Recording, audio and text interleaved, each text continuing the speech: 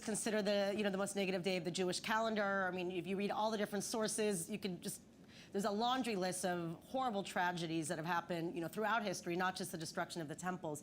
So in your teachings, how do you kind of apply, the somberness of this day to kind of help your viewers, the people that you influence, kind of be able to transform and overcome any hurt, pain, negativity in their lives?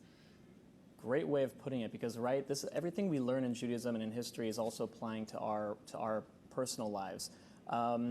I think it's a matter of getting away from the external side. Like, okay, a building in Jerusalem was burnt and destroyed. We mourn that, but it's not that.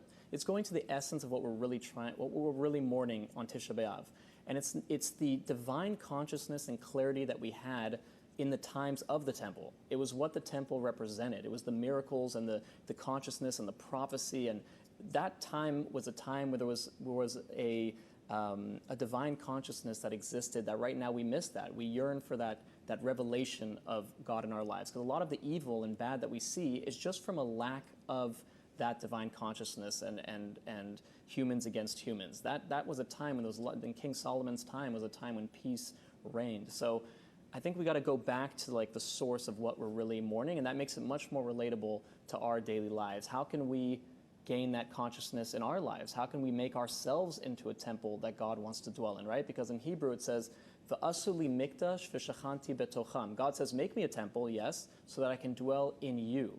God wanted to dwell in each of us and still wants, so making our lives and our bodies and our world into a place that God wants to call his home.